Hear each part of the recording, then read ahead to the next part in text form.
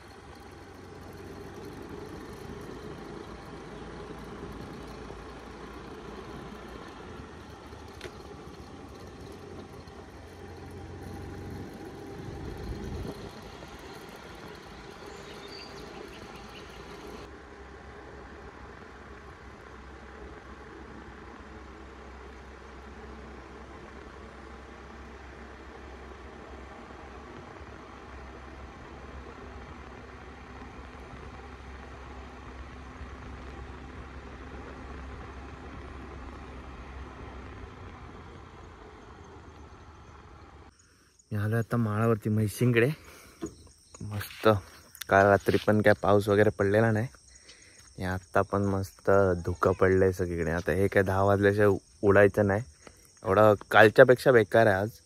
म्हणजे आज तर पूर्ण लिटरली भिजायला झालेलं पूर्ण. मी तो फटका आणला होता, त्याने जरा पुसलं, पण खतरनाक एकदम. कॅमेऱ्याच्या ह्याच्यामध्ये मला वाटत असेल, पण खूप धुकं आहे.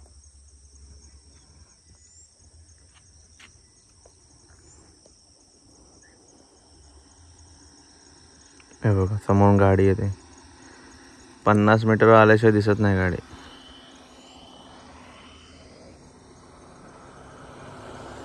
आणि आमचा जो हा रस्ता आहे ना, हा चाललाय, या रस्त्याने आता खूप गाड्या जातात. कारण मॅपवर जर तुम्ही टाकलात ना, म्हणजे कोल्हापूर पुणे साईडची लोक जे आहेत ना, म्हणजे वरच्या साईडची, घाटाच्या साईडची, ते सर्व लोक या रोडने जातात. इकडून पण जातात अर्धी, आणि तिकडून पाचलवरून पण अजून एक तळवडा मार्ग तिकडून असा एक रस्ता आहे, तिकडून पण जातात. कारण मॅपवर टाकलात ना तुम्ही, तर हा रस्ता दाखवता शॉर्टकट. म्हणजे जर तुम्ही वरून आलात खाली, तर सौंदळ मार्गे सरळ तुम्हाला पहिला ओणीत जायला लागतं. ओणीवरून नंतर इकडे खारेपटणला यायला लागतं. त्याच्यात तुमचं 15 ते 20 किलोमीटर वाढतं. पण इकडून मधून सौंदळमधून जर तुम्ही आमच्या इकडून गाडी टाकलात ना, तर इकडून डायरेक्ट तेवढं अंतर कमी होतं. फक्त जरा एक 4-5 किलोमीटरचा रस्ता खराब आहे. सौंदळ तो यायचा तो ब्लॉगमध्ये बघितला असेल, तो रस्ता खराब आहे. तो जर सोडलात तर पूर्ण रस्ता चांगला आहे. आणि इकडे जरा स्टेशन सोडल्यावर मोसम साईडला जरा 1-1.5 किलोमीटरचा पॅच आहे खराब. बाकी पूर्ण रस्ता चांगला आहे. म्हणजे खूप गाड्या जातात, खूप भारी भारी एकदम. म्हणजे पहिल्या रस्त्याला कोण यायचं नाही जास्त, पण आत्ता एवढ्या गाड्या जातात ना भरपूर. त्याच्यामुळे गुरांना वगैरे जरा सांभाळून हे करायला लागतं, कारण स्पीडमध्ये येतात ना. आणि स्टेशनच्या इकडे ना 2-3 गाड्या तर सरळ गेल्यात बाहेर.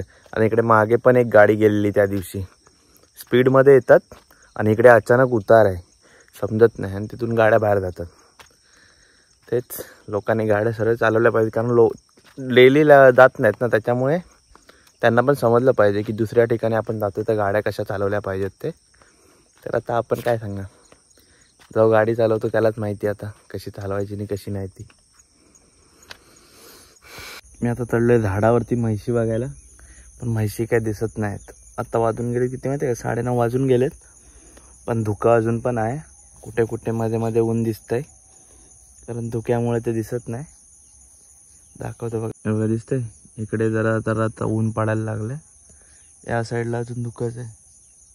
हे बघा, इकडे तर जरा बारीक बारीक उन्हाचे हे दिसतात. हे बघा, आणि आमच्या म्हशी ना तिकडे गेले समोर खाली, ते जंगलासारखे दिसतं ना तिकडे. तर आता बघू, थोड्या वेळाने पाणी प्यायला वरती येतील. तहान लागली की मग वरती येतील, मग घेऊन येता येतील इकडे. कारण इकडे मागेच पाण्याचं तळी आहे, तर त्याच्यावर घेऊन जाऊ आणि नंतर मग खाली घेऊन जाऊन 11 साडे 11 वाजता. तर बघू आता कधी येतात वरती ते. कारण तिकडे जायला काय नाही, माझ्यापेक्षा पण उंच गवत आहे तिकडे त्या साईडला. त्याच्यामुळे आणि सगळं धुकं पडलं आहे ना, त्याच्यामुळे ओलं आहे, पूर्ण भिजून जायला होईल म्हणून जात नाही. नाही तर गेलो असतो तिकडे, बाकी काही इश्यू नाही. आत्ता वाजलेत 11 तरी पण यायला म्हैशी काय अजून वरती आल्या नाहीत. आता बहुतेक दुपारी जायला लागेल, कारण पाणी प्यायच्या टायमिंगवर त्यांच्या. कारण तिकडे खाली जंगलात गेलेत. आईला वाघांची भीती वाटते, नाही तर गेलो असतो. आता काय हे पण नाही, कारण इकडे पुढे जरा जंगल आहे ना जांभवलीचं, त्याच्यामुळे जरा जायला भीती वाटते. नाहीतर गेलो असतो. आणि माझ्याकडे बाईक आहे, बाईक इथे ठेवून परत तिकडं जायचं, परत तिकडून रिटर्न यायचं. त्याच्यात मेन म्हणजे गवतातून चालायला कंटाळा येतो. सगळं पाय त्यांना असं गुरपडत राहते, त्याच्यामुळे.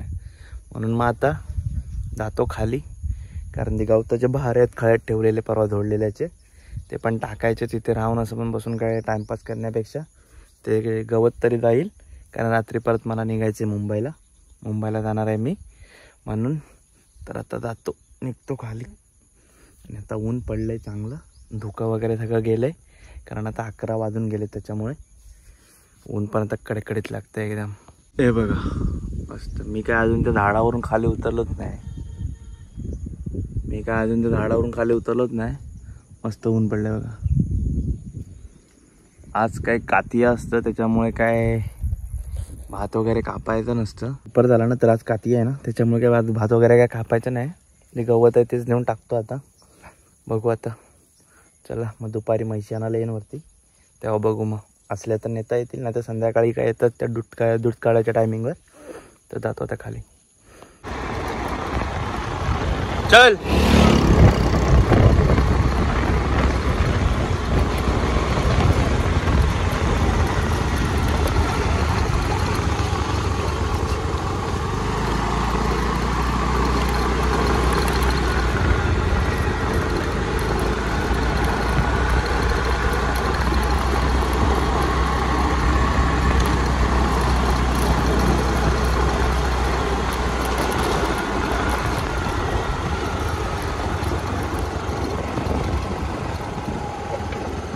तर आत्ता चाललोय भात घेऊन यायला.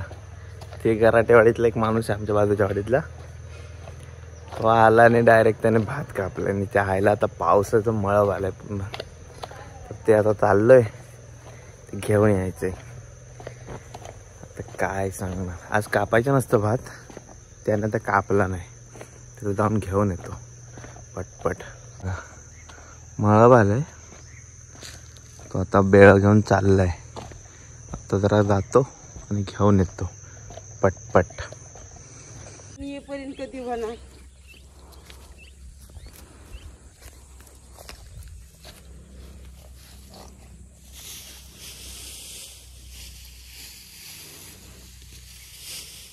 द्यावं बाबा, या पावसाला घेऊन जा.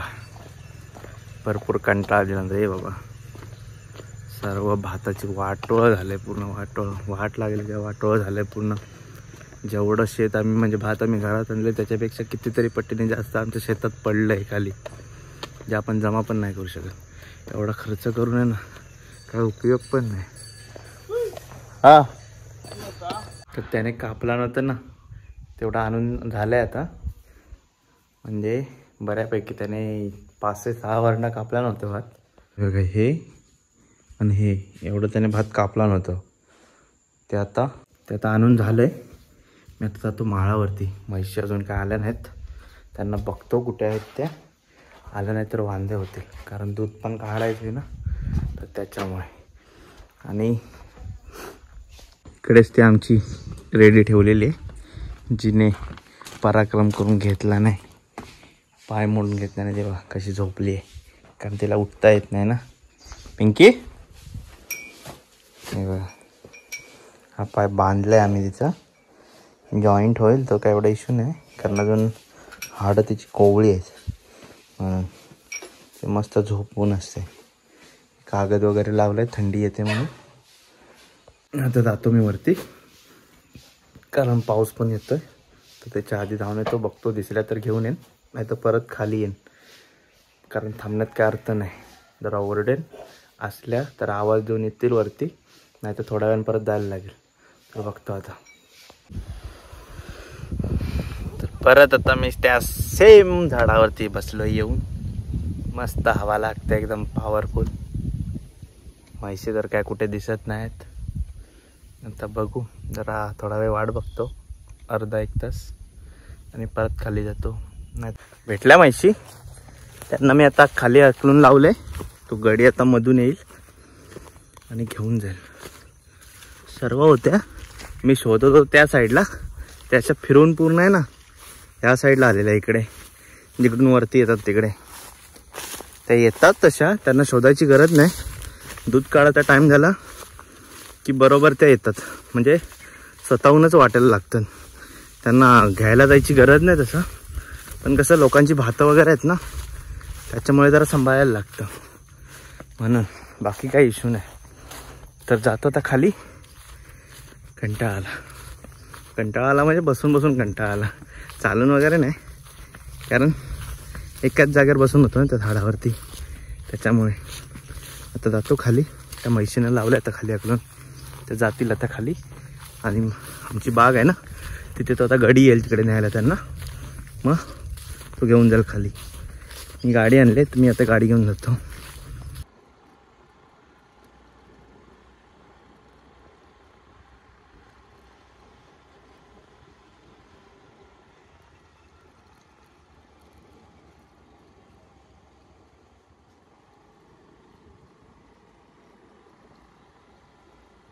आत्ता वाजले 6 आणि आम्ही आमच्या चाललो डेली रुटीनला, म्हणजेच दूध काढायला. येस, तर जातो आता, कारण नंतर रात्री जायचं पण आहे, तर तयारी वगैरे करायची, कपडे वगैरे पण भरले नाहीत. तर हा व्लॉग इकडेच संपवतो. भेटू पुढच्या व्लॉगमध्ये. तर लाईक करा, शेअर करा आणि सबस्क्राईब करायला विसरू नका. बाय.